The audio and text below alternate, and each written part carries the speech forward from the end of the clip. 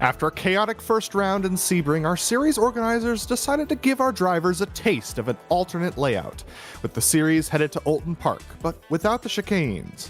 Who will ride high on this wicked, challenging circuit, and who will find the traffic around the park too much to bear?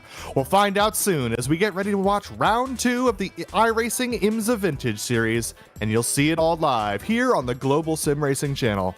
Hi, I'm Adam Lundgren, and with me in the booth is Reese Gardner. Is actually Sebastian Holmichael, my bad. And you'll see it, and our director is the boss man Daniel Costello, and he's using cameras provided by Dougie Beard. Oulton Park is a challenge for all drivers, even for single-class series. To find out why, let's head down to our track guide.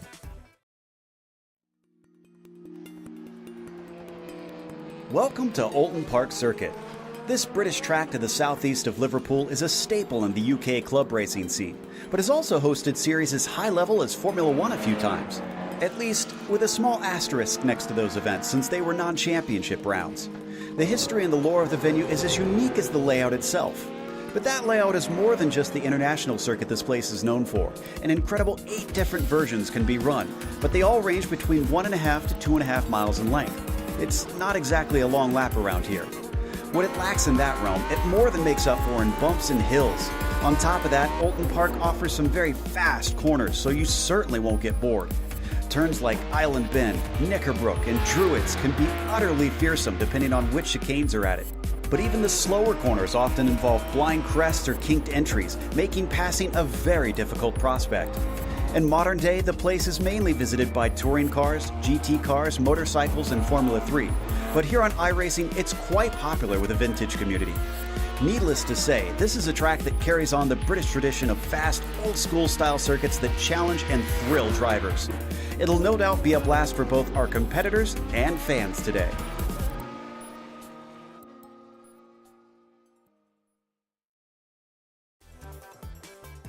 Well, that is a good example of what the circuit looks like for most of the classes, Seb, but why don't you tell us about how these specific vintage cars are going to be driving around here at Oulton Park? Yeah, well, of course, we all know these cars are for the real drivers, and the real drivers did show up for tonight. And yeah, with the cars on track, we have the greatest sounds we can get in iRacing, I would say. And on this track, we have so much narrow corners, we have so much straights for speeding, and of course, the traffic will be crucial in the multiclass racing. Absolutely, I agree with you there. Yeah, those 12 turns going to be a big challenge for these drivers. We don't have the chicanes here today, but what we do have is a championship battle, and it is as they finished from last week. Starting off with Dustin Roeder, our winner from last week over Alexander Van der Sant. Aitor Sintes Galindo, I believe that this might actually be from last season's points, but yeah, Aitor Sintes Galindo currently leading the championship with Aaron Humphreys in second position, Farron Grau in third, and Javier Delomo in fourth, Brendan Lim in fifth position. For the GTOs, it's Arturas Kundalis and Andreas Schuster in second position, with Mickey Friesen in third, Ian Haycox in fourth, and Timothy Reed in fifth position. And as we start getting going into our qualifying, Seb, these drivers around here, it's a tough track, but we're going to head to the race details for one moment. It's round 2 of 12 for the IMSA Vintage Series. 40 minutes for these cars. Open setups for them, so they can set up the car however they like or dislike. They have no spare vehicle around here, but oftentimes when you get off into the grass, it's usually the end of the race for you. But a drive-through penalty at 17 incidents and a disqualification at 25, that is possible to get around here, Seb. Yes, of course. For those people who have driven this track, of course, if you're on the outside of the fast corners, you get a slowdown or an incident point very, very early. So yeah, it's possible in 40 minutes to collect them. And of course, with the 4 inks you get for a contact, it's all a matter of safe and fast driving here with the multiclass. Absolutely. So it's 67 degrees Fahrenheit, 19 Celsius out there for qualifying. It's going to be 85 on the track there with 29 Celsius. But The big story today, Seb, for qualifying is take a look at that fog. I think if these cars had the weather system implemented for them, it would be raining right now. 94% humidity. Yeah, that's very, very much. At the Nürburgring, there would be the red flag out, of course, but not here at Oulton Park. And yeah, you're right. The weather system is a good point. And also with the driving assist or the non-driving assist in the rain, I think this series would attract even more drivers to test their skills. Absolutely. We hope that soon that will get implemented for these vehicles. Take a look at Jack David Spick at JDS trying to cross through the later portions of the lap here, coming into the last couple of corners. The GTPs around here can do most of the lap flat out. It's pretty impressive to see how they go over the bumps and berms here at Oulton Park, but down through that small dip before the line, he crosses the line looking to beat a 1:10.5 and does so. Gonna jump up to third position is JDS. And those cars, I love them so much, the GTOs, the Audi 90, and the sound, the visual, and how the car behaves, absolutely classy. And yeah, what else than classy than in the IMSA Vintage? Absolutely. Daniel Kell joining us in the top split. We also have some drivers that we haven't seen in a while. Phil Blake. We also have Nick Bacanos is joining us once again. He's been racing fairly regularly, but Phil Lake going 5th position on his first lap of the day, now starting a second. And it looks like most of our GTPs and GTOs have completed their laps. Alexander Vandersant's driving around just getting some practice laps. He's on his 4th lap, but Phil Lake is our last remaining qualifier. And this is fairly typical for Phil over the course of his time in this series. It's nice to see him back. He usually takes the late qualifying, waits for the track to get a little bit more heat in it and a little bit more rubbered up from drivers who have gone prior. These are separate qualifying sessions, so no drivers will see each other during these qualifying sessions, but Phil Lake coming on to the long back straight. It's a long back straight because there are no chicanes on this particular layout. Taking next into the right-hander that takes him on to the secondary back straight. It's not really a straight though because it's got that curve in the middle. Yeah, but this curve could be having the potential for huge crashes, of course. Absolutely, and it's a very tight track here around Oulton Park, but Phil Lake, a very, very seasoned veteran when it comes to driving the GTO in the IMSA Vintage Series, a multi-time champion, and has battled up there. Oh no, he loses the car. It's going to go off a little bit. Unfortunately, that second lap is not going to count for Phil. Just took it in a little bit too deep, but as he's the last driver to cross the line to finish qualifying, we still have a minute left on the clock, but all of our drivers have completed their times. Take a look at Alexander Vandersant as he runs around the track on his 4th lap.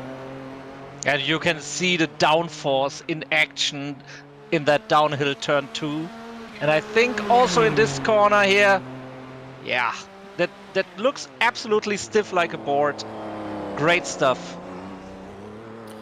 Well, as we watch Vandersant track around, you can see, as you said, the downforce kicking up, making it so much easier for him to get around this track. Going onto that back straightaway over the crest of the hill. What's funny to me is that, driving in the car here, we talk a lot about how driving inside the car, you see the elevation a lot more than you do on camera. This track in particular, it feels the opposite. You don't feel the elevation quite as much as you see it on camera, just because of how you drive around this track. But you can see those practice laps coming in handy. Vandersant is finding time, but we're going to take us to the grid here, and it's going to be Aaron Humphrey on pole position for the GTPs, with Robert Nash starting off in 2nd spot. Jack David Spickett's going to start off in 3rd position, with Dustin Heroder in 4th spot. On row 3 is Ivan Platten, with Raul Roches Guardia. Alongside him, Dylan Freckleton and Javier Del Olmo line up on row 4, with Alexander Vandersant and Brendan Lim rounding out your top 10. Then it's going to be Seamus Power in 11th position for the GTPs, with Aitor Sintes Galindo alongside him on row 6. And the last 2 drivers, both of them did set times. That's going to be Farron Grau and David Finch. But what about the GTOs, Seb? Yeah, let's take a look at the GTO starting grid with Arturas Kundelis in P1, Mickey Friesen in P2, Andreas Schuster in P3, Noel Lundburg in P4. Philip Lake takes P5, and Doug Cloud completes the third row in P6. Juhani Kamonen in P7, Daniel Kell in P8. Timothy Reed in P9, and the top 10 completed by Daniel Gomez. And so on in P11, Ian Haycox, Josh Brain in P12, Alfonso Fernandez in P13, Nicolas Mukanos in P14, and Cam Porter in P15, Gregor Kinski in P16. Gregor Kinski, the only driver here today to not set a qualifying time. But as we head back to live pictures, we're going to see that the weather has not changed that much. Still 95% humidity, and there you see that fog. It says overcast. It would definitely be raining here if rain was a possibility for this series, but that's going to make things interesting. As far as the winds are concerned, it's a 12-mile-an-hour wind out of the north. That is an intense 20 kilometers per hour. That will be affecting braking zones and especially blowing around the GTPs a little bit, Seb. Yeah, of course. And if I remember the direction of the track in the right order, I would say they get a huge wind in the back down the two straights, as you said. Yeah, tailwind into the braking zone for Druids is going to be a challenge for these drivers. But as we see them head around Druids now, the GTPs heading off under the Warwick Bridge to Lodge. After they take Lodge, it's going to be the pace car peeling off and getting ready to start this race. Aaron Humphrey on pole position for the GTPs. Arturas Kundalis, last week's winner in the GTOs, on pole position there as well. And as I see them going to the starting line, I'm sitting in my rig and I would like to grab my wheel right now. Such great stuff.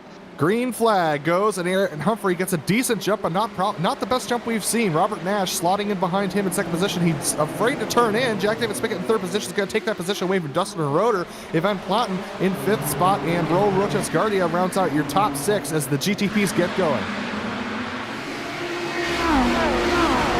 Down GTOs, we have Arturas Kundalis still leading with Mickey Friesen tucked in behind him. Andreas Schuster behind him as well in third position. Noah Lundberg. Looks like we had a couple of drivers lose positions. Nick Bacanos back from his starting of 10th back to 13th spot in the GTOs. There you see the GTPs in our picture down the bottom right. Still going fairly cleanly. Fair and ground, Seamus Porter side by side as they go on the backstretch.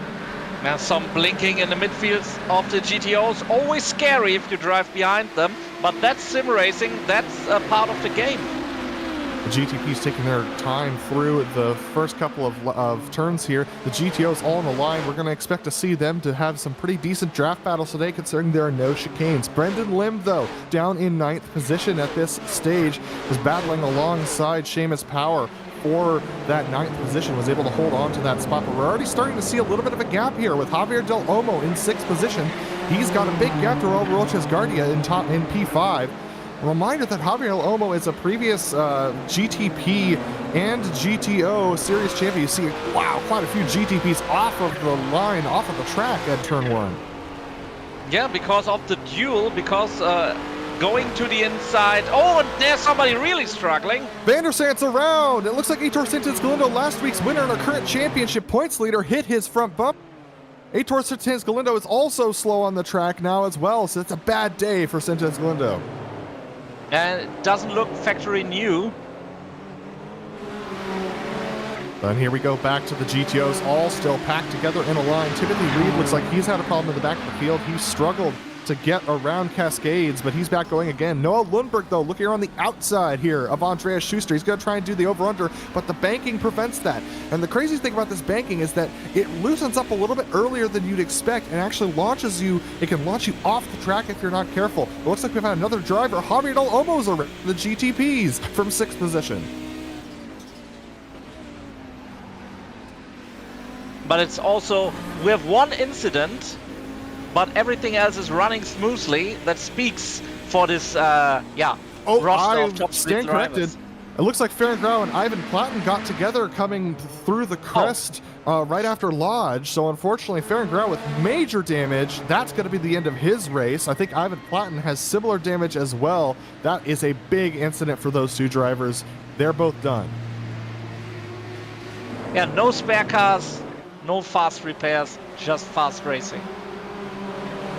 Here we go, back up to the top of the GTP field. Aaron Humphrey has about 0.5 of a second over Robert Nash. Similar gap back to Jack David Spickett, who we're looking at right now. The top 5 separated by all the same distance right now. Looks like everyone trying to just, at least at the top 5 of both of these classes, trying to calm it down and just run in line. They've got 36 minutes to go. We're going to take a look at a replay, though, and see what happened here. And this is what happened for Alexander Vandersant. This one looks like he was trying to serve a slowdown, got into the marbles, and he just spun the car. Maybe, but yeah, I don't know. He's on the outside. It's not a usual line, so you might be right with the slowdown. But in the end, totally unfortunate. I mean, he wants to give room, but didn't work. Dustin Herroder losing third place to Jack David Spickett. He got out into the gray as well and lost some time. He's now lost that position also to Raul Roches Guardia, but he's got a good run going down in towards Island Bend. He's going to take the inside away, and that's going to be Roches Guardia giving that position back up. So Dustin Herroder drops back to 5th, but then to 4th. Yeah, and he had to. There was no option to stick it around the outside, going too wide into the hairpin. Our leaders in the GTOs very close together as well. So we take a look at Robert Nash. This is for the lead of the GTP, so both lead battles very tight. Robert Nash taking a little bit of that inside curb there, bouncing him out wide. It doesn't lose him any speed at all. But we're going to take a look at the replay here. And we're going to see what happened. I believe this is what happened to Timothy Reed and Gregor. No, this is what happened to Javi Del Olmo here. So Del Olmo, he's on the inside there. Looks like he's already lost momentum and just turns in across the nose there of, I believe that was Dylan Freckleton. So just an unfortunate incident for him. And that sends him toward the back of the pack. Del Olmo still running, but here's our lead battle still going in the GTPs. And you can see the two leaders created a little bit of a gap. So it's, I don't know exactly, please correct me, is taking fuel a thing for strategy here tonight? No, this is a 40-minute sprint race. There will be no fuel stops for either of these cars. So looks like David Finch has had a bit of an issue in the GTPs. He's lost 10th position to the recovered Javi Del Olmo. He's towards the back of the pack, though. We're going to take a look at a replay here. And I believe this is the one where we're going to see what happens with Ivan Platten and Farron Grau. So here we go with Ivan Platten, and he's...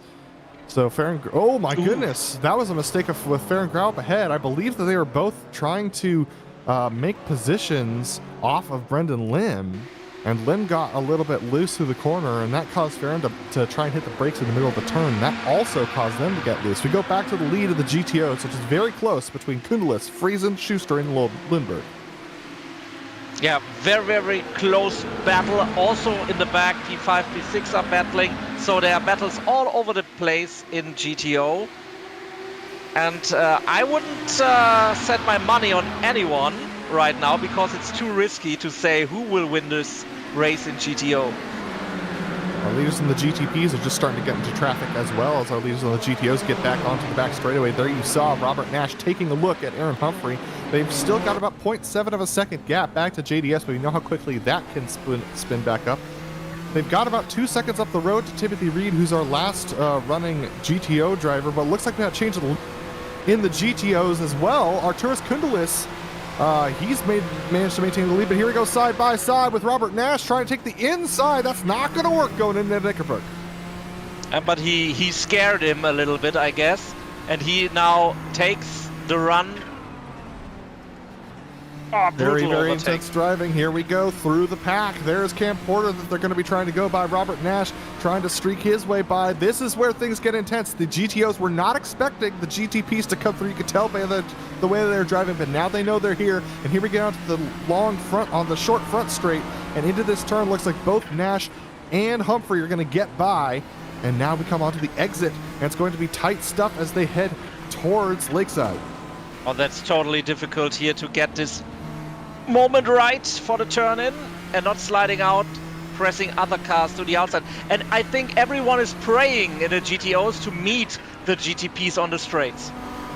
Looks like Josh Brain has had an issue. That was through Cascades, but look at this, such tight stuff from all the drivers. Almost some contact there between Humphrey, Nash, Jack David Spickett, and Dylan Freckle. You can see Nash just trying to weave his way through. This is how tight this track is, Seb. Yeah, scary, scary stuff for the GTOs. I hope he didn't hit, I think he didn't hit him, but it's totally close. Yeah, that was pushing Mickey Friesen, our second place driver, wide through Knickerbrook. That's going to be a big problem for him. And Jack David Spickett tries to sneak his way through. We're looking at Brendan Lim right now as he's trying to he's trying to catch up to Dylan Freckleton.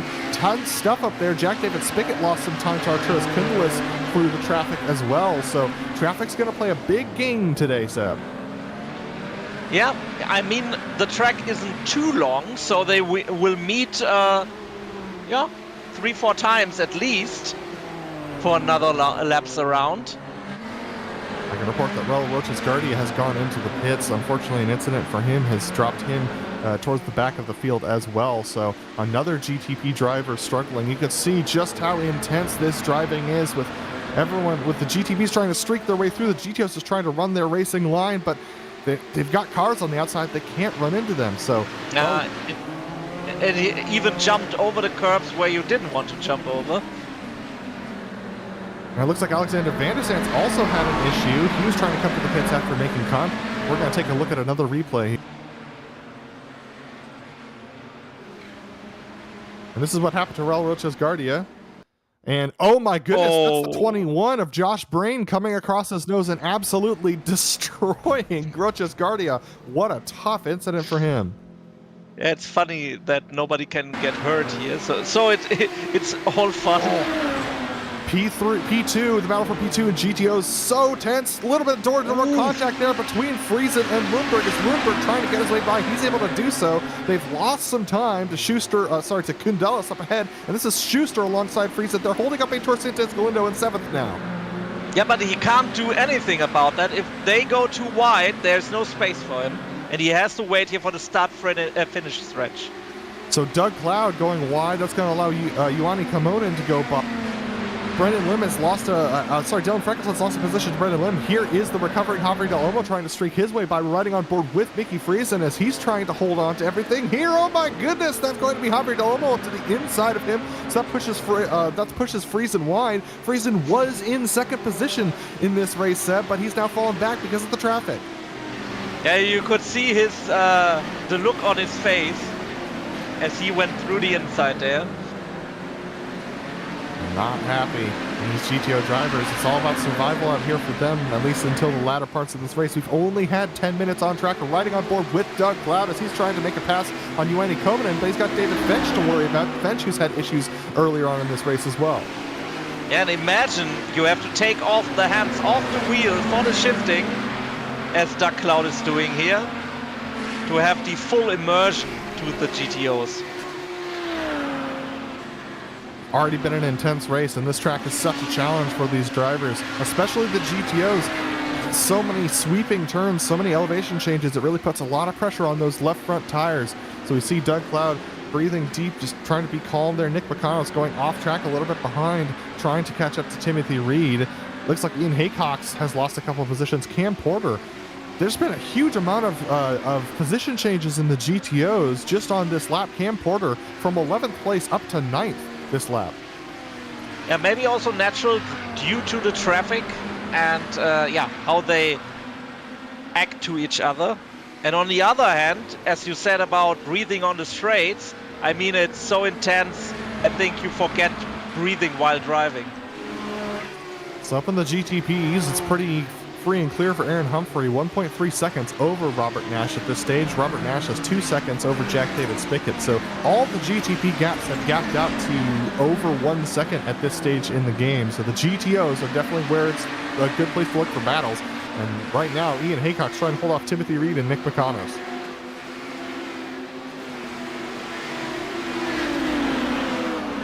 And also the gaps are so still tight, packed together in the top spots. There's no definite winner, and the next round of traffic will come. Absolutely, the next round of traffic will come. There's a little bit of traffic that is going by Nick McConnell. It's going to be catching up to Timothy Reed, who we're riding on board with soon. Ivan Platten, who had that incident earlier, he's now got his car repaired. There you see him going by. He's going to take away the apex from Cam Porter, who brakes a little bit early to make sure he can get to it. That's going to hold up Ian Haycox and bottle up Timothy Reed as well. But Cam Porter able to get a good run off the corner means that Haycox isn't going to have an opportunity into turn 1. It's all about seizing the opportunities created by the traffic. I mean, they are so close together by their driving standards.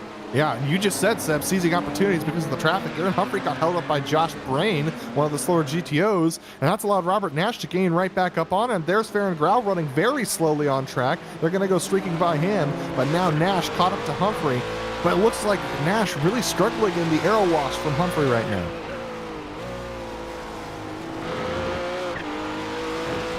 To come off of Lakeside, they're going to go through Island Bend here and into Shell's Oil Corner. It's a very tense drive for both of these drivers, and they're going to catch up to Gregor Kinski on the straightaway.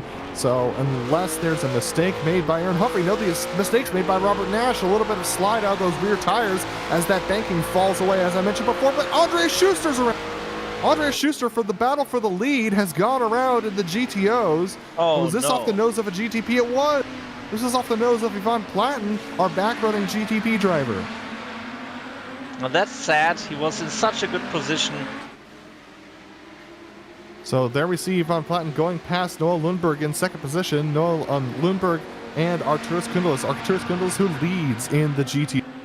But we have some good battling back in ninth position as well, as Ian Haycox has lost ninth position to Nick McConnell and Timothy Reed in the GTOs as well, and falling into the hands of Alfonso Fernandez. So very intense driving for all of these drivers at this stage in the game. 25 minutes left. Yeah. Let's take a look at this replay, Seb. Is it Mr. Schuster? I guess so. Oh no.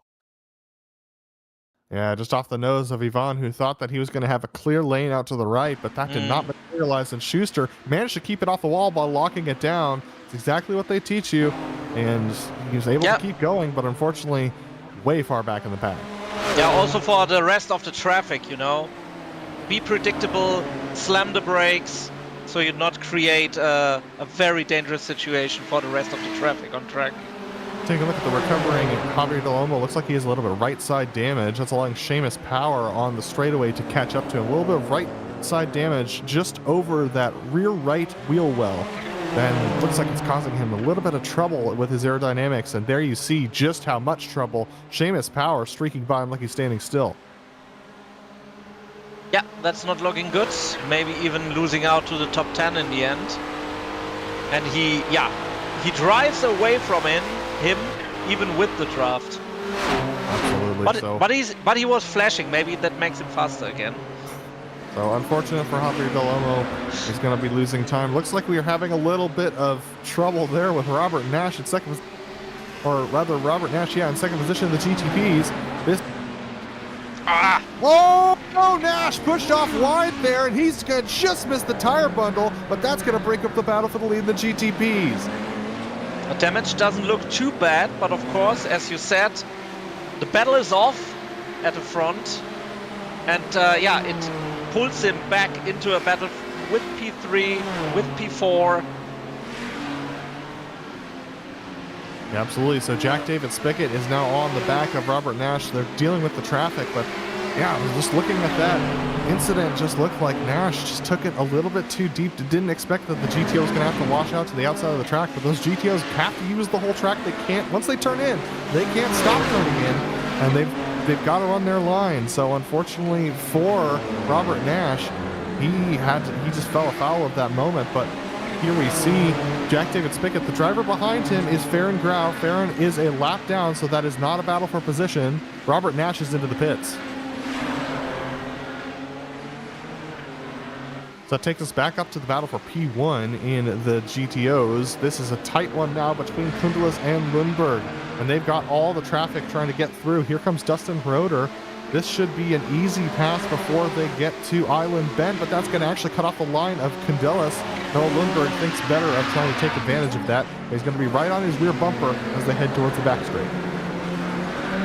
And of course, they can have trouble with the tires time over time now, and maybe all the time the GTPs have to think about that, but that looked like a great exit and side by side. And side by side they go through Knickerbrook. It's hard to hold the outside through there. It's hard to hold the inside. Both of them still side by side as they go over Clay Hill and to Water Tower. Look at that. That's Lindbergh trying to hang on to it. He's going to back off before they get to Druids. My goodness. That was some great driving from both of those front runners. Yeah, print that too wide on a canvas and hang it in the Louvre. So here they come now through down the hill from Lodge into the front straightaway.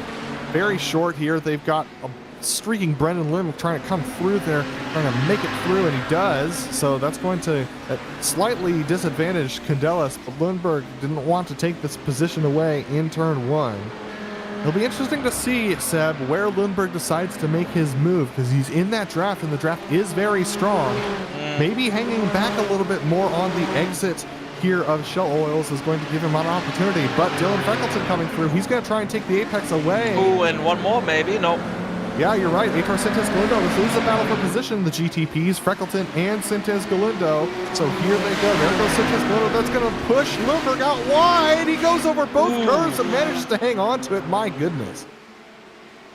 That was, you talked about what is his plan. Of course, he saw that he can get better out of the hairpin on the last lap, but now the gap is there created by the traffic again. Looks like Nick McConos has just made it past Cam Porter, and Daniel Kell has made it past Daniel Gomez. Two Daniels duking it out. That was for sixth position in the GTOs as we watch this battle for fifth between Freckleton and Sintes Galindo. This was the one that broke up that battle for the lead that we were seeing in the GTOs. Sintes Galindo losing time now, though, to Freckleton as they get free of traffic. Yeah, 20 minutes. We are watching the action. 20 minutes more to go. Battle of the Daniels into turn one. That's Daniel Kell leading Daniel Gomez as they streak down into turn one. David Finch going to try and get through here. This is a hard place to get through Denton's.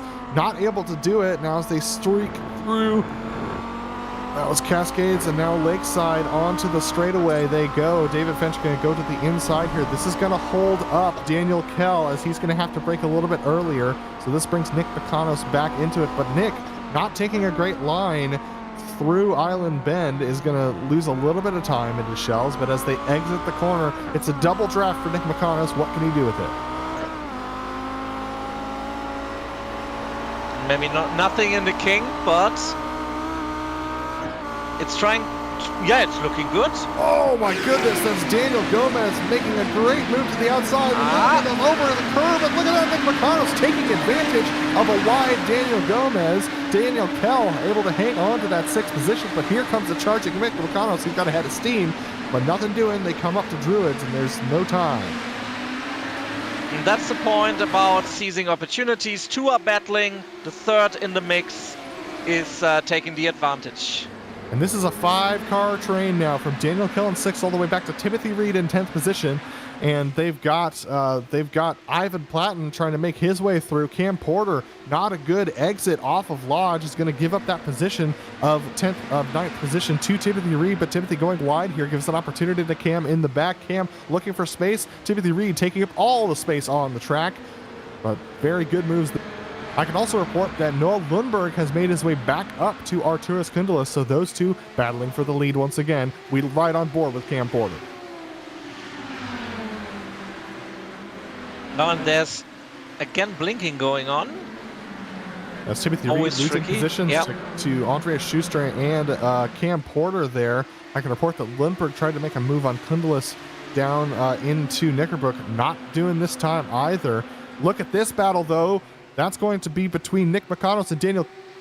Nick McConnell's trying for the outside rather, and Daniel Kell taking the inside line and taking that spot away. Nick McConnell's trying to do the over/under, but it's a very narrow track and heads off to the left. Can't do it that. Yeah, but he prepared this over/under. He saw it on the last lap, recreated it, but with a little trick to get the over/under. But yeah, didn't work, but was good racing. Absolutely good racing here. Good racing for the lead of the GTOs as well, with Kundelis and Lundberg within a quarter second of one another. There we see our leader, the GTPs, Aaron Humphrey, free and clear by 3.5 seconds over Jack David Spickett, who had the fastest lap a couple laps ago, and I thought he would be closing that gap. Not happening though. 4.3 seconds now is the gap. But here is the battle for the lead in the GTOs between Lundberg and Candelas. You can see Lundberg making a defensive line from Ivan Platt, and he does not want to lose the opportunity he has here. I can report Daniel Kell has lost that position to Nick Bakanos, and there we see Lundberg losing out a little bit to Ivan Platten, and that's going to give Kundelis the draft that he needs to stay ahead on this straightaway. Here is that battle, though, between Makanos and Kell, still side by side as they exit Shell Oils. And now it is getting spicy. Bump with drafting. 3 cars. And now we've got our leader, Aaron Humphrey, who's bottled up. He can't go anywhere. This is going to get intense. Does Humphrey even want to be here? He's in a sandwich, and he makes contact with Daniel Gomez. My goodness, that almost sent him around. He's lost all of his gap. Jack David Spickett's tucked in behind the balance going on right behind him. Look at him. He's trying to get through. Aaron Humphreys is free and clear. Now it's Jack David Spickett's turn to try and hang on to it. That's absolutely madness, but everyone has to do his race. And here he comes up to the back of these guys battling for 6th position, and he can't get through. He finally gets free and clear. Jack David Spickett's going to be able to get past the rest of the pack, but that's brought Dustin Heroder into the picture again. The gap for Aaron Humphreys up to 3.4 seconds once again. My goodness, it's intense. And I think Andreas Schuster did pick up some positions in one lap, if I'm not mistaken. Yeah, absolutely. He's up to 9th now, so that's a gain of 2 positions over last lap as Dustin Heroder in 3rd position finally makes his way through, but he's lost 3 seconds in that chaos as well. But we should go to our leaders in the GTOs because Lundberg has the best run he's had all day, and they're side by side. Oh, once more, but this time maybe the advantage on the inside. Yeah, here we go side by side through Knickerbook, and it's still Kundelis with the advantage as Lundberg has to hang it out on the outside. Onto the grass he goes, but he still hangs on to it. He's got to put the brakes on a little bit earlier than Kundelis. Here we go with Mickey Friesen joining the battle now. It's a 3-way fight for the lead as Friesen's finally closed the gap, but there goes our leader and Humphrey in the grass. He's made it 3 wide. Oh my goodness. Yeah, you have all the iconic tracks, Spa, Monza, you call it. But then comes Oulton Park and says, hold my beer. Okay, so Mickey Friesen not able to make anything happen there, even with Kundelis and Lundberg side by side, but now it's 3 cars deep for the lead. Juhani Kamonen might be able to get up here. It's still 3.7 seconds between Friesen and Kamonen for 4th, but here comes Jack David Spickett. He's not going to want to lose any more time. He's going to be fairly aggressive about getting these moves done, and he's going to take away the apex from our leader, Noah Lundberg. This should give Candelas a good opportunity. Lundberg leading for the first time this race on this lap. Oh, very close. Bumper under the rear wing, nearly. Absolutely. But maybe a little bit too close to get a good draft, you know. And this, here we go. A good draft is coming. This is about the gap that Lundberg and Candelas had last lap, but not happening this lap this time. Lundberg able to hang on to that position. Still intense stuff in that 6th position battle between Kel, Gomez, Makanos, and Schuster. They're still side by side. Look at this. They've got 4th position in the GTPs. 3rd position. Dustin Heroder tucked in behind them for the lead of the GTOs. Oh my goodness. That's Mickey Friesen trying to look for an opportunity on Candelas. Can't get anything done that time. Yeah, but it's always a nick of time if it works or doesn't work with the turn-in the traffic. This time it did work, so the battle continues at the front at the GTOs. And here is the mid-pack battle for the GTOs from 6th position, all the way down now to 13th. It's that deep. All these drivers separated by only 0.3 of a second at the deepest part. There you see that line. All of these drivers have an opportunity for top 10s, and one of them might have an opportunity for a top 5 if they can close that gap to Doug Clapp and Doug, all the way 5 seconds up the road. 10 seconds up the road from Daniel Kell. Look at this with our 2 GTPs. That's Atro Sanchez Galindo trying to make a move on Dylan Freckleton through the traffic. Can't get it done this time. And of course, a P5 finish is always good for the statistics in iRacing. So let's go for it and take P5.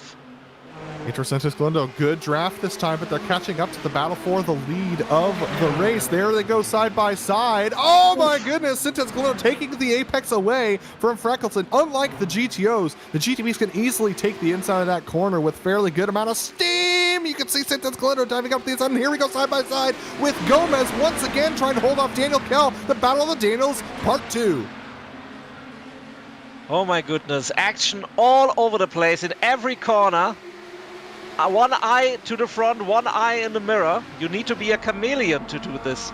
There's Daniel Gomez running up over with him. A little bit of contact front to tail for Javier Del Olmo, who's trying to recover once again. My goodness, it's hard to see where to look here, Seb, because they got that battle for the lead in the GTOs. We got this battle for P6 of the GTOs. The GTPs are just trying to get through it and get to their other battles. Heitor Santos Galindo is already about a second and a half away from Dylan Freckleton, and they got some clear track ahead of them. About half a lap of clear track does Santos Galindo have over Freckleton. We right on board with Gomez in 7th position.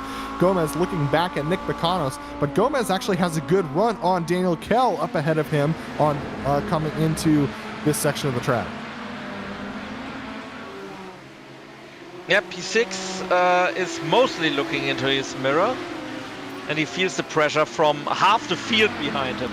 Alfonso Fernandez with a good move on Timothy Reed there to make the pass. He's got about a second and a half to catch up to Ian Haycox up ahead, but he's got that position done there. You see Jack David Spickett, when he's got clear air, he can set a fastest lap, and he does so again. But he's got 4.4 seconds up to Aaron Humphrey. Oh man, the last 10 minutes of this race have been intense. I can report that Gomez and Kell, look at this, side by side again, part 3. Yeah, let's do it again. It's intense stuff. Here they go up over the hill of Clay Hill through Water Tower, still side by side. Finally, they go line astern as they head towards Druids. These drivers, I have never seen such tight racing for mid-pack position. Look at this. Look at this. Oof. Nick Bacanos trying to make a move on Andreas Schuster, or rather Andreas Schuster trying to make a move on Nick Bacanos. Now they got a GTP stuck in there. That's the 24 of David Finch in 9th position. He's got 12 seconds up the road to Javier Del Olmo, but he still wants to get through as quickly as he can. One more. That, yeah, throws him totally off balance, and Andreas Schuster still stuck in 9th, but he lost, yeah, I think 4 or 5 car lengths there. Under oh 10. No, a spinner! A spinner!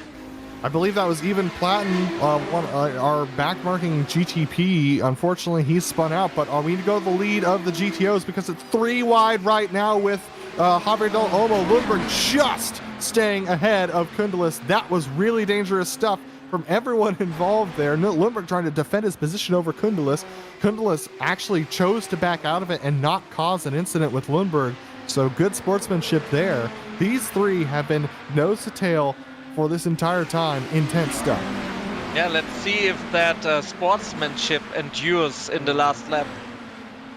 Absolutely. There we see side by side, Daniel Kell has lost that 6th position to Gomez, Bacanos, and Schuster. He's now back into 9th spot is Daniel Kell, unfortunately. So looks like there's just a mistake, I believe, coming out of Shell Oils, which has led to him falling back. So he's now mired in all of this chaos. Here comes Evan Platten. He's going to try and make it by these drivers once again. There you see Cam Porter and Ian Haycox, who have just now managed to get themselves back up into this battle as well. Yeah, and Schuster from 9th to 8th. Sorry, the lead of the GTO is about to change hands, I believe. That's Lundberg going off track, and Kundelis able to get by. That's going to put Nicky Friesen into the 2nd position. Oh no! Kundelis takes it too deep. Friesen has a good run off the corner. He's going to have to drop in to get a little bit of draft. Oh, still alongside. He has to back out of it, but he's got the draft down the back straightaway. This is all precipitated from Lundberg taking Island Bend a little bit too deep. That took him too wide, and that's going to push him back into 3rd position. He's still on the back of Friesen, but my goodness, that was some tense stuff from Lundberg. We're right on board with Friesen, looking back at Lundberg. Yep, muy caliente. But there's so much more spice in this battle for the win. They are back again, close together, so this is far from over, even with the off track by the leader. Absolutely. By the former leader.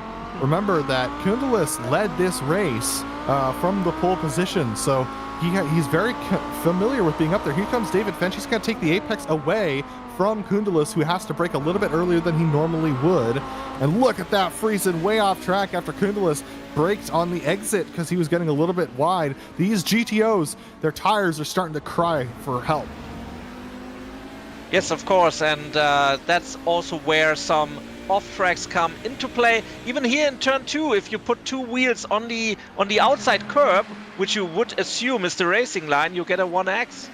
So be careful there. Absolutely. So our leader's going once again through Shellow's corner, off that corner and coming through the right-hand bend that leads to Hilltop. And there you see Friesen. He's got a good run. Is he going to try and take it? Yes, he is. Here we go. 6 minutes to go. It's soon the time is for now or never. Absolutely. And Friesen, he took it deep, and so did Kundelis, but that's going to allow Lundberg to get alongside Friesen, who goes off into the grass just a touch. They're going to hang on to it. Here comes Ivan Platten trying to get by as well, but it's still side by side between Friesen and Lundberg. Lundberg on that outside line. Oh my goodness, Platten's going to try and go around, make it 3 wide, and that's going to be our leader, Aaron Humphrey, once again held up by battling GTOs. There's nowhere to go. But so to speak, he still has 2.4 seconds of a gap. So this is still fine for him. I mean, it would be worse crashing into the GTO. Oh, misshift from Friesen. That allows Lundberg to go by. Lundberg just missing it. You can see Friesen's frustration on his camera. But I was about to say, Seb, they need to stop battling because Kundelis is getting away. It's out to 1 second. If that gets up to 1.5, they've lost the draft. Yes, of course. But Friesen was also smiling there. He knows that it was his fault, so it's still fun for him, of course. And I bet he hopes they will battle now at the front again so he can close the gap again. Dylan Freckleton's gone around. He's lost his rear bumper. Massive incident. And this was contact with Alfonso Fernandez, so unfortunately for him, that's going to be the end of Freckleton's race. Here we see still that battle for 6th position. So intense for all of these drivers. Andreas Schuster right on the back. Oh my goodness, and who's into the grass? That was a huge moment, and into the wall. I believe it was, I'm trying to see who that was. I can't tell. Me neither. There he is, Seamus Power. I believe it was. I'm taking a look. Yes, it was Seamus Power. That was the wildest ride through the grass I have seen in a while. And I mean, he's P6. It's not like he's a backmarker or something. No, but he's now trying to make it through this pack once again, and unfortunately for him, looks like he's got a little bit of steering damage. There we see Daniel Kell taking a little bit deep, Daniel Gomez, Andreas Schuster taking a little bit deep. That's allowed Daniel Gomez to come along to the inside through turn 1. They go still side by side. Here comes Seamus Power. Again. He's bottled up. Oh my goodness, side by side. They go almost side by side contact, and that's going to allow Schuster to get ahead. Daniel Kell trying to make the pass now on Gomez as Seamus Power backs out of it and says, you know what, I don't want anything to do with this actually. Yeah, it's so scary to sit in that car right now. And Cam Porter with damage. He's a little bit loose coming through turn 2, ends up making contact with Nick McConos and ends up hitting the outside wall. So his engine is blown. That's the end of his day. We're going to take a look at this one.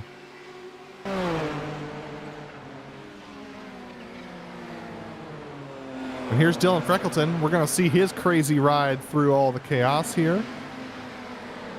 Oh my goodness, Freckleton ends up hitting the inside curb of 2 as well and hitting the inside wall. Look at that. The car just disintegrating on impact. Yeah, that's a crazy ride, I must say. Absolutely. So after getting off that crazy train, he's going to try and get himself going once again. And here we see that battle once again with Andreas Schuster, Daniel Gomez, Daniel Kell, and Ian Haycox and Nick Bacanos. Timothy Reed back there 0.5 seconds back.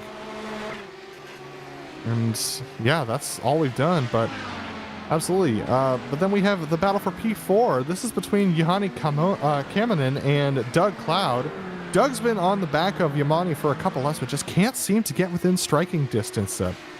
Yeah, but it's also good for them that they didn't appear too much on stream. That means they didn't have any incidents. They could drive on clearly in their field, and yeah, it's looking good for them for good points. 3 to go for Aaron Humphrey this time by. He's just now going through Island Bend. That's our leader in the GTPs. We haven't been paying much attention to him. But that's because he's been mostly free and clear, except for when he catches up to that 6th place battle, which just changed hands again. Daniel Gomez Schuster trying to get past Schuster. Schuster trying to get past Gomez. This just never ends. And remember, Schuster is now P6 at the moment. Or maybe 7? No, 6. Little contact between the Daniels. Daniel Kell able to get past Daniel Gomez. So mark 1 for Daniel Kell. Schuster able to get himself by. Remember, Schuster was up further in the pack earlier on in this race, but then had a spin, got forced wide, and is now trying to recover. So he's made it probably as far as he's going to go today. He's just going to try and hang on to 6th at this stage. Yeah, but he was down to 12th or 13th, I guess. So this is a great recovery drive. It's 2 to go for Aaron Humphrey as he crosses the line. He should be catching up to this battle for 6th this lap.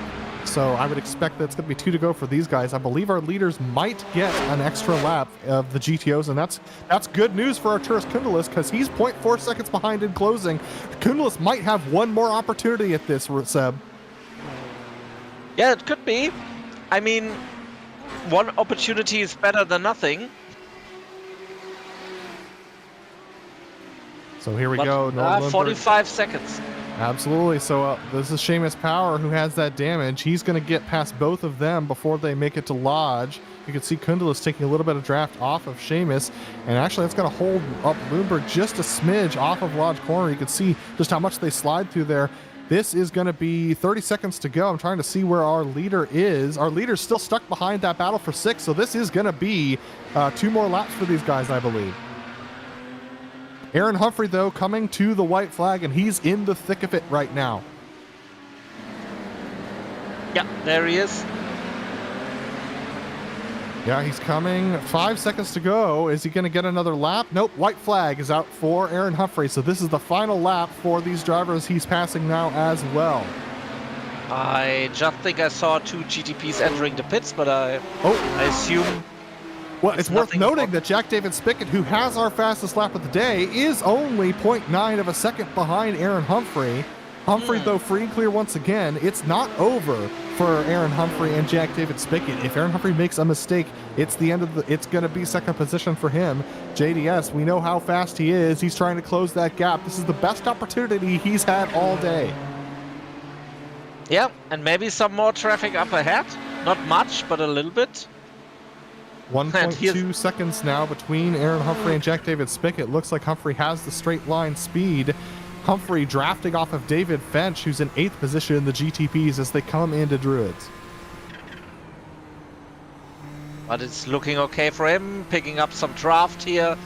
1.2 seconds of a gap. Shouldn't be an issue, at least if the backmarker isn't spinning right now, but he isn't.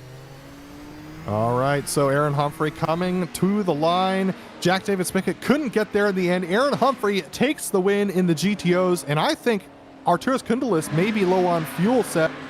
He's fallen way off. He's out. Arturas Kundelis is out of fuel. Did he finish the race? I don't believe he has. He's out of fuel. Arturas Kundelis, who was in second position in the GTOs, he fueled for 29 laps, and he's on the 30th, and he's out. You said fuel doesn't come into play here tonight, and it is. We saw this last season at Imola, and we're seeing it here again. One of our battles for the lead broken up due to a lack of fuel. The question is, can Lundberg make it to the end on fuel? Friesen is 4.6 seconds behind, so he's got a big gap. And I think... Yeah, maybe Noel did snuck more draft, so he should be fine. So Noel Lundberg, he did sneak a lot of draft during the race. Remember, Arturas Kundelis, he was leading the race for so long and just fueled 1 lap short. Lundberg, off of Lodge with no contention behind him, is going to take the win on merit and on fuel today. Noel Lundberg crosses the...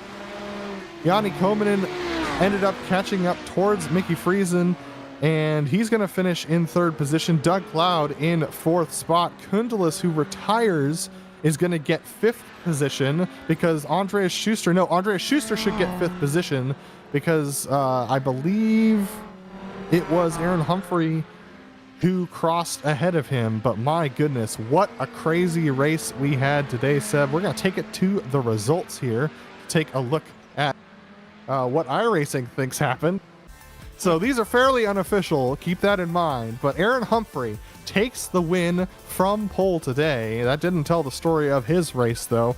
Lots of traffic, lots of challenges from Jack David Spickett. Jack David Spickett finishing 1.1 seconds behind after being as far behind as 5 seconds. Justin Heroder finishes in 3rd position. We didn't talk about him much. He had a pretty comfortable day in 3rd. Brendan Lim finishes in 4th spot ahead of a challenged Aitor Sentes Galindo, last week's winner, who spun out early, able to claw his way back to 5th. That's impressive. Seamus Power in 6th position, with Javier Dalomo, after getting spun out early, also recovering to 7th spot, 1 minute back. And then David Finch, our last driver to finish on the lead lap.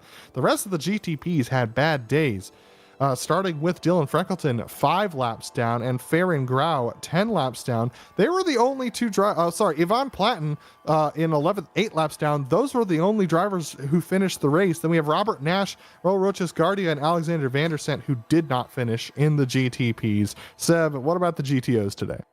Yeah, of course. Intense racing, and what a finish with the lack of fuel. Lundberg wins the race 4 seconds in front of Mickey Friesen. Johanni Kamonen in P3. Doug Cloud sneaks up to P4.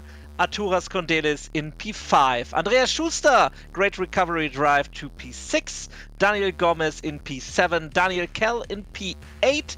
Now we are talking about drivers 1 lap down. Timothy Reed in P4. Alfonso Fernandez in P10.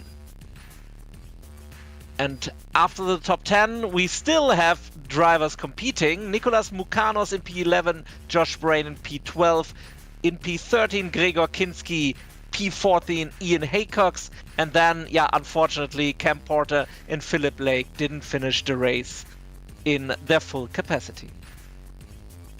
Well, that's going to take us to our interviews, and we've got Cam Porter joining us today. Cam, I know that the finish was not the place that you would have wanted to be in with the incident and everything, but that was an intense race out there today. You were in the thick of it all day long.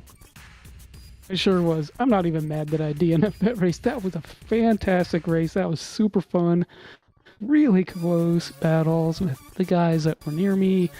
Ian Lake and Daniel Gomez and Daniel Hill, I think his name is, and Timothy Reed and Nick McConos. Gosh, we had such a train going for the entire race, it seemed, and that was really thrilling. And then near the end of the race, Nick made a mistake in turn 1, went a little bit wide. I went to the inside and then just clipped that curb in turn 2. That upset the car and just threw me off the track, unfortunately, and into the wall. Busted my engine. If my engine wasn't busted, I would have just kept going and finished the last couple of laps. But like I said, not even mad. That was a fantastic race. Yeah, I was expecting a lot of attrition here, but almost everyone finished the race. There was just a lot of close racing out there. Were you expecting that here at Oulton Park? I was expecting more attrition after the races earlier in the week, but I guess because of that, people just really dialed up their patience knob to 10. And they were really just being conscientious drivers. So that was fantastic racing all around. Good lapping from the Nissans, respectful driving from the GTOs around me. So awesome, guys. Thanks a lot for the really fantastic race. And yeah, I mean, after last week at Sebring, which saw so much chaos as well, it's just been 2 chaotic races, one after another. And next week we head over to Hungaroring, which I was going to say newer on the service, but I believe it's been here a year. It just hasn't been raced that much in this series. What are your thoughts heading into that track? Well, I enjoy that track. I think maybe the chicane, the first chicane, will cause some conflicts, but I enjoy racing that track, and I look forward to some more close racing like today. And Cam, we've been seeing you make a lot of progress recently, getting that I rating up so you can be in the top split more often. It was a strength of field of 4,000 today, and you're here. Did it feel like that on track with the level of driving that you were having? Absolutely. Nobody around me was making any mistakes, it seemed. At least not big enough ones to capitalize on. There was just everybody's fighting tooth and nail, but respectfully, as far as I could see. What can I say? Oh, is like one of my favorites on the service. So I'll just keep coming back for more great racing like that. Absolutely. Well, Cam, it's great to see you as always, and thanks for joining us. Is there anyone you want to thank before we let you go? I just shout out to the guys that were close to me on track today. Some fantastic racing. Thanks a lot for the fun. We'll see you again next week. That was Cam Porter, unfortunately finishing in 15th down the GTOs, but was part of a lot of the battles. And next we're going to talk to Aitor Sentes Galindo, who had an incident early, but was able to recover to 5th, Seb. Yeah, glad you're here, but of course it wasn't the finish you wanted. Or was it? Was more possible? Let's just say that the finishing the race was an achievement all in itself. I had 4 car contests today. And somehow, apparently, the car was still intact. Yeah, not the race I wanted, but I mean, this track is very, very difficult for this sort of racing. So yeah, it's a bit of a shame. But then again, top 5 finished in points.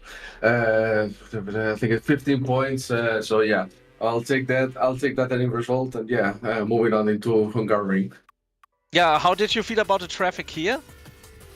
Let's just say that not very good. But again, it's the nature of this track. The problem with the Audis is that the Audis have to take every apex available because otherwise they won't be fast.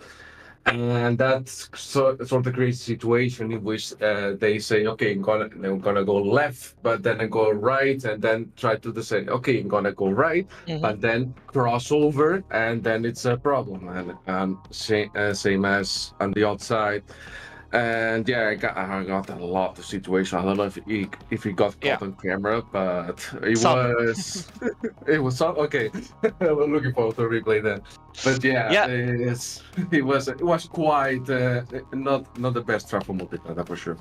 Yeah, but I think you need the reflexes of a jet fighter pilot to navigate through everything cleanly here at this track. So yeah, moving on to Hungaroring, is it more a favorite track of yours? And I think with the how wider the track is and much more space is available there. I would say that it's a better track for multiclass in this regard, but not much. And I think it's a track that is not suitable for my style. So I'm gonna struggle most probably for pace this week. But then again, I think it's after this, I think I have a new heart to be careful. So yeah, I'm gonna take it easy, and let's look forward for Hungary. Keep going for a couple of points. Yeah, still congrats to P5 in this very competitive field, and yeah, good luck next week. Anything else you want to add? Well, as usual, thanks guys for the broadcast and interviews. Family and friends are watching, and yeah, see you guys at Hungary. Yeah, bye. See ya. That was Aitor Sentes Galindo, who finished in 5th place today after having an incident that dropped him down the field early on. But that's going to do us for today. We want to give a big, huge shout out to the team today, Seb, Daniel, and Dougie. And also make sure to check out our social media, website, and merchandise store. And don't forget to subscribe to our YouTube channel as well so you don't miss a moment here on GSRC. As we mentioned, next race is Hungaroring. That's June 29th at 1 p.m. Eastern Time. So don't miss that. And also be sure to not miss anything that we post here on our calendar. The broadcasts are scrolling by on your screen as well. But until then, we hope you've enjoyed joining us today as much as we've enjoyed bringing this racing to you, and we hope to see you back again soon. But until next time, race clean, race hard, and we'll see you on the track.